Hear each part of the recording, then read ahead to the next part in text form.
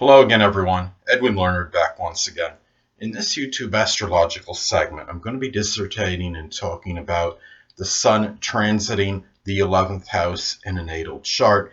Now, on average time and duration, the Sun will transit a house for approximately 30 days because an average house size is 30 degrees and the sun moves approximately 1 degree per day. However, if your house is a little bit smaller, say 25 degrees, then the sun will traverse the house for about 25 days. If it's a little bit larger than average, say 35 degrees, then the sun will transit that house for about 35 days.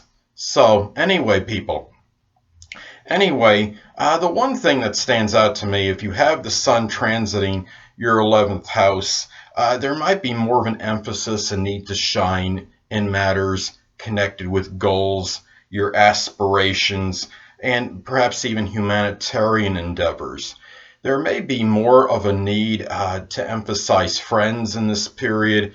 If you're someone that has little or few friends, you may feel an urge to enlarge your friendships.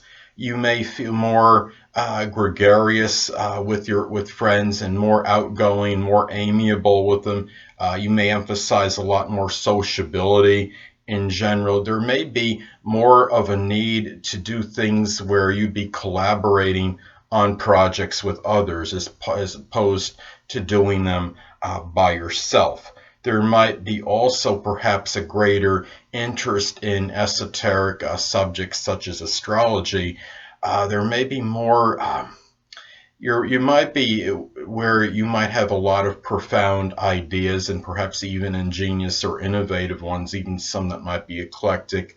There may be more of a need for things that are just unusual, that are a little bit different than average. There might be more of a need for maybe unusual subjects such as maybe astrobiology or something really.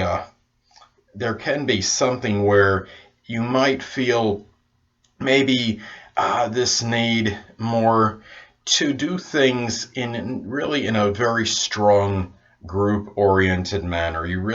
It's kind of a little bit paradoxical, this transit, because what it is you might feel more of a need for freedom and independence during this period, but at the same time, may want to do things more in group related things. You want to have perhaps the freedom to do these group related matters when you want to do them, but at the same time, there might be a need for a little bit more freedom than usual during this period.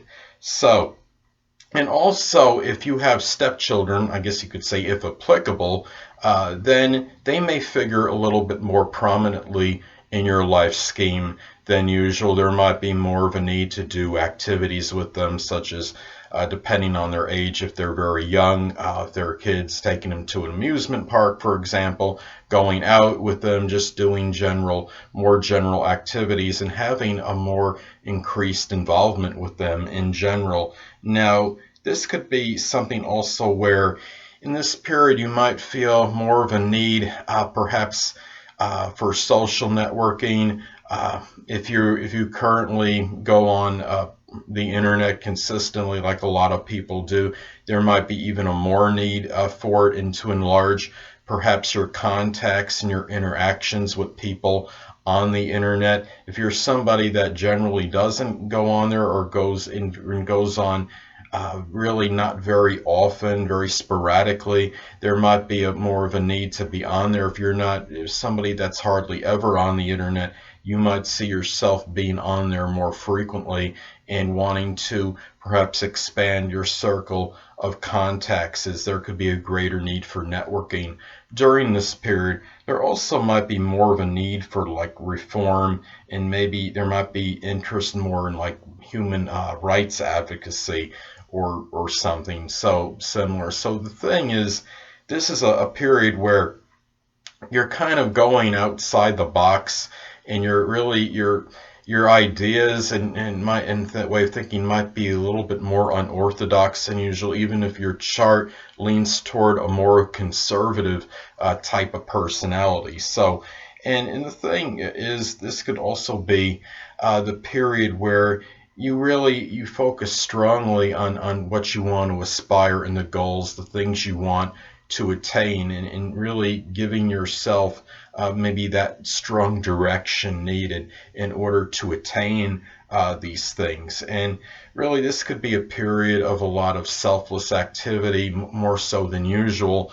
And there might be more of a need for things connected more that affect a strong amount of people, more like a global or environmental cause, for example. So those are some things to look at as far as the sun transiting your 11th house in your natal chart. Well, thing is, it's also important to look at the sign that the sun is in during this transit, as this could impact a little bit and things a little, and maybe flavor this transit to some degree. Now, let's say, for example, that the sun is in Taurus for either the majority or the whole period that it's transiting the 11th house. This could be something where you may feel that you might feel a lot of more persistence and determination in this.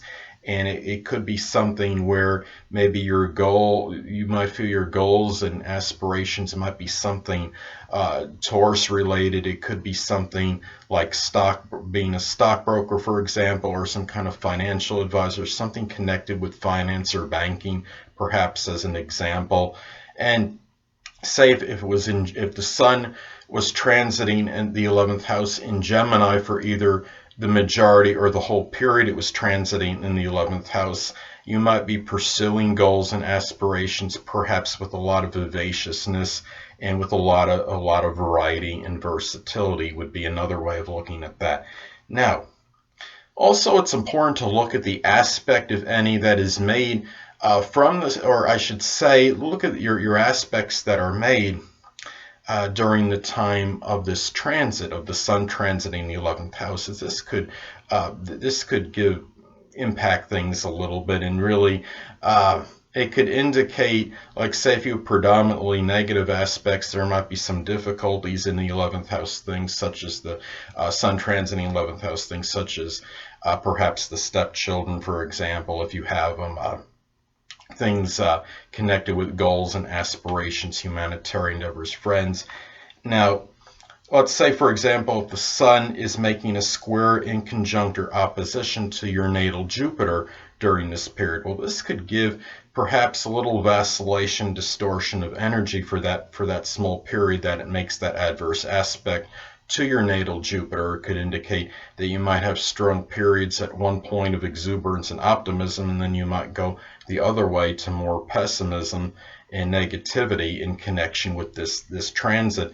And another example, let's say that the transiting sun makes a sextile or trine to your natal Mercury. Well, this could be perhaps positive and fortuitous for perhaps just communication in general. Well, communicating perhaps these goals and articulating them. You might be able to do some writing connected with perhaps your ideas. You might have a plethora of innovative ideas, for example, and it might be positive then to put them into writing during that short time of that aspect that it makes in transit. When the sun transiting the 11th makes that sextile or trine to your natal Mercury as an example. Well, anyway, people, that'll conclude this YouTube astrological segment for the sun transiting the 11th house in a natal chart. And stay tuned next time, where I'll be dissertating and talking about the sun transiting the 12th house in a natal chart.